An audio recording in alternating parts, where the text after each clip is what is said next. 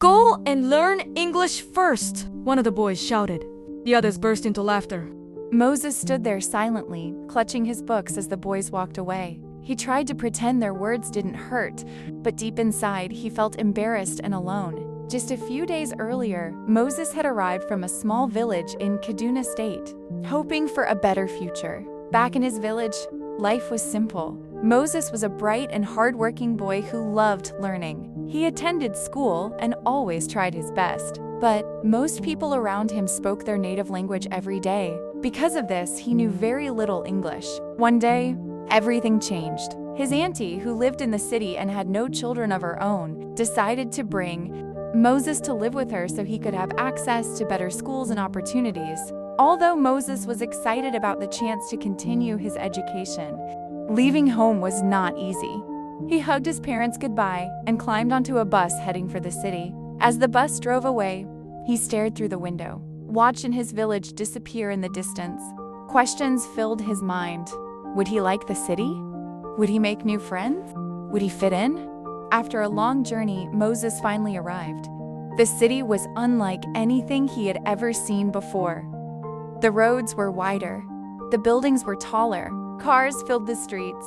Everything seemed faster and busier than life back home. Thankfully, his auntie welcomed him warmly. She showed him around her home, prepared his favorite meal, and made him feel comfortable. For the first time since leaving his family behind, Moses felt hopeful. A few days later, school began. On his first day, Moses walked nervously into his new classroom. The teacher introduced him to the class and asked him to say a few words about himself. Moses stood up. His hands trembled slightly. He took a deep breath and tried his best to speak English. Unfortunately, before he could finish, several students began laughing. His accent sounded different. His pronunciation wasn't perfect. Some students copied the way he spoke, while others whispered and giggled among themselves. Moses slowly sat down. His face burned with embarrassment. Things became even worse during break time. When he tried to join a group of boys playing football, they laughed and refused to let him play. "Go and learn English first," one of them shouted. The boys walked away laughing. Whenever he tried to join in, someone mocked him. Soon, he began spending lunch breaks alone beneath a large tree in the school compound. The loneliness hurt more than he wanted to admit. The very next day, something unexpected happened. While Moses sat alone beneath the tree during lunch break, a girl approached him. Her name was Isabel. Unlike the others, Isabel did not laugh at him. She smiled kindly and asked if she could sit beside him. Moses nodded.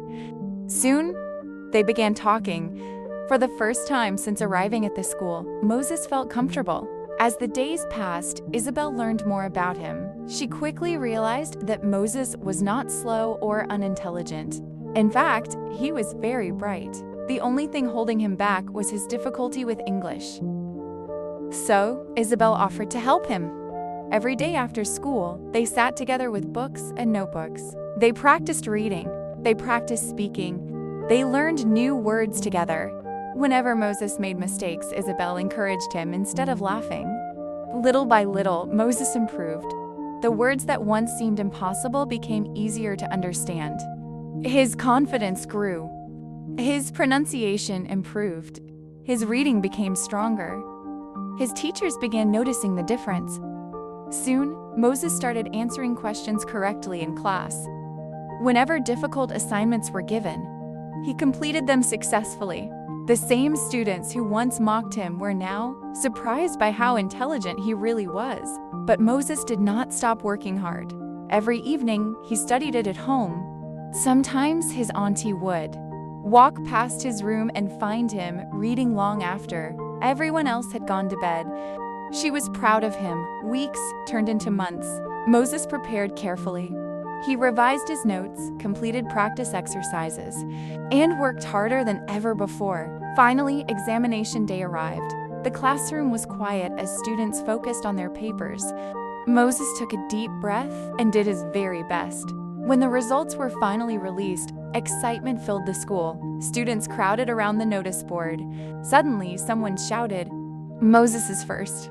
"What? No way." The students rushed closer. There it was. First position, Moses. The entire school was amazed. Even some teachers were surprised. The boy who had once been mocked had become the best student in the class. The following days felt very different. Children who had ignored Moses suddenly wanted to be around him. Can you help me study? Let's play football together. Come and sit with us. Moses noticed the change immediately. The same people who once laughed at him now wanted his attention. One afternoon, several boys approached him. Moses, why don't you spend more time with us? Moses thought for a moment. Then he smiled. Friendship shouldn't depend on what someone has. The boys looked confused. What do you mean? When I first came here, nobody wanted to talk to me because I couldn't speak English. The boys lowered their heads, but one person stayed. Moses looked toward Isabel. She helped me when everyone else laughed. The boys remained silent. That is real friendship, Moses continued. A true friend supports you before success comes, not after. The boys felt ashamed. They finally understood. Over time, many of the students apologized. Moses forgave them. The classroom became friendlier. Students learned to respect one another regardless of their background. And through it all, Moses never forgot the person who had believed in him when nobody else did.